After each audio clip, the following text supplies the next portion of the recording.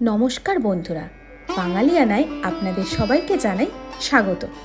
গরমকাল মানে বাজারে গেলে চারিদিকে সবজি হিসেবে পটলের ছড়াছড়ি। তাই আজকে পটলের ঝোল, পটল বাটা, পটলের তরকারি সমস্ত কিছু বাদ দিয়ে একটু ভিন্ন ধরনের পটলের রেসিপি নিয়ে চলে আসলাম। তো চলুন শুরু করা যাক রান্না। আজকের রেসিপি একদম ভিন্ন স্বাদের নিরামিষ এক পদ, তিল পটল। তিল পটল বানাতে কি কি উপকরণ লাগবে চলুন সেটা দেখে নিই। তিল পটল বানাতে গেলে প্রধান উপকরণ তিল। যেহেতু তিল পটল তাই এখানে তিলের পরিমাণটা আমি একটু বেশিই নিয়েছি। আমি এখানে 5 চামচ তিল নিয়েছি 2 থেকে 3টে গোটা কাজু বাদাম, নিয়েছি 10 থেকে 12টা কিশমিশ, নিয়েছি 1 চামচ পোস্ত আর সামান্য কালো জিরে, নিয়েছি পটল, নিয়েছি কাঁচা লঙ্কা, সাথে সর্ষের তেল আর সাথে নারকেলের দুধ। ব্যাস, এই কিছু উপকরণ দিয়ে আমরা আজকে তৈরি করে ফেলবো সুস্বাদু তিল পটল। আমি এখানে পটলগুলো খুব ভালোভাবে ধুয়ে চেঁচে রেখে দিয়েছি। এবার পটলের মধ্যে নুন, হলুদ আর সর্ষের তেল দিয়ে পটলগুলো খুব ভালোভাবে মাখিয়ে নেব।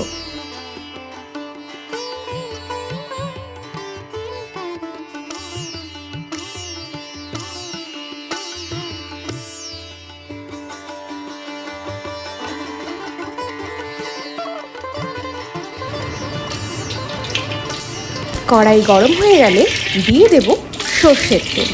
তেল গরম হলে এবার নুন হলুদ দিয়ে মাখিয়ে রাখা পটলগুলো একে একে দিয়ে দেব।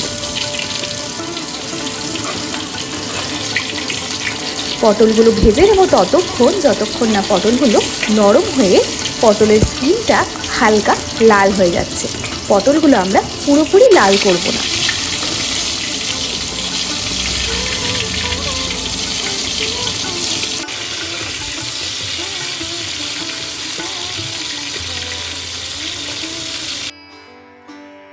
পটলগুলো ভালোভাবে ভাজা হয়ে গেছে। এবার পটলগুলো তুলে নেব।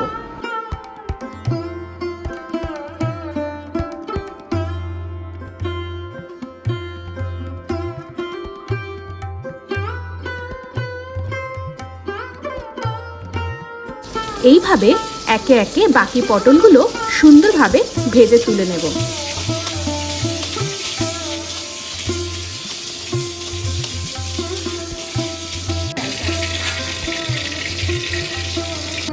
এবার আমরা বানিয়ে নেব তিল পটলের জন্য একটি পেস্ট।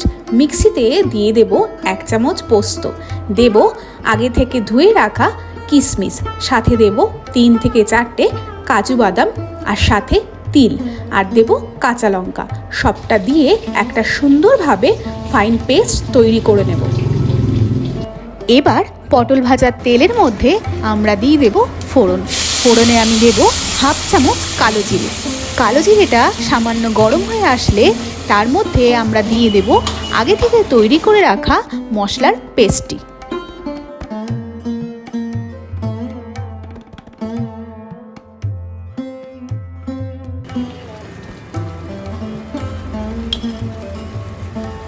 মশলা দিয়ে খুব ভালোভাবে তেলের সাথে মিশিয়ে এরপর দিয়ে দেব নুন, দেব পরিমাণ মতো হলুদ গুঁড়ো। নুন হলুদ গুঁড়ো দিয়ে মশলাটা আমরা খুব ভালোভাবে কষিয়ে নেব। মশলা কষাতে কষাতে দিয়ে দেব 3 থেকে 4টে গোটা কাঁচা লঙ্কা। মশলাটা খুব ভালোভাবে কষাতে থাকতে হবে। একসময় মশলা কষাতে কষাতে মশলার চারদিক থেকে খুব সুন্দরভাবে যখন তেল ছেড়ে আসবে তার মধ্যে দিয়ে দেব 1/2 চামচ চিনি।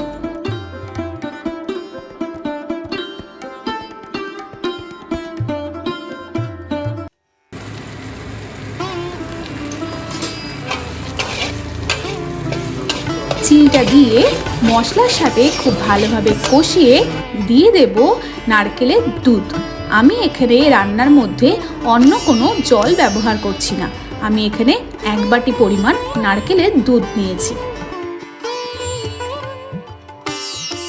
গ্যাসের ফ্লেমটা একদম লোতে রেখে নারকেলের দুধটা মশলার সাথে একদম একটানাভাবে নাড়াতে থাকতে হবে। এবার আমরা আগে থেকে ভেজে রাখা পটলগুলো মশলার সাথে অ্যাড করে খুব সুন্দরভাবে মশলার সাথে মিশিয়ে দেব।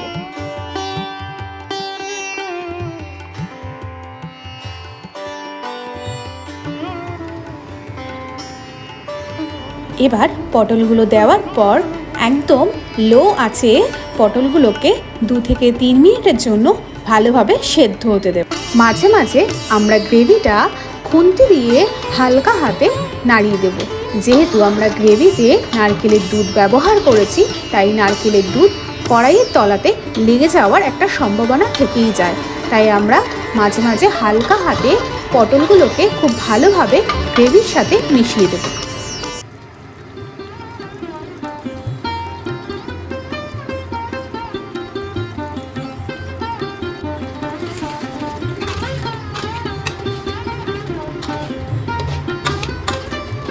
গ্রেভিটা ফুটতে ফুটতে একদম গামাখা হয়ে গেছে। তিল পটল প্রায় রেডি হয়ে এসছে পরিবেশনের জন্য। নামানোর আগে দিয়ে দেব 1 চামচ ঘি।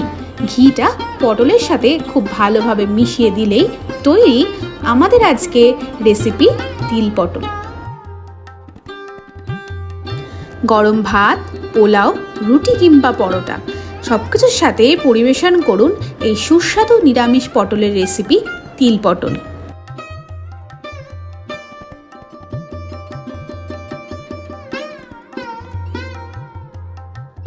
আমার রান্না যদি আপনাদের ভালো লেগে থাকে তাহলে অবশ্যই আমার চ্যানেল বাঙালিয়ানাকে সাবস্ক্রাইব করে দেবেন, আর কমেন্ট করতে কিন্তু একদম ভুলবেন না।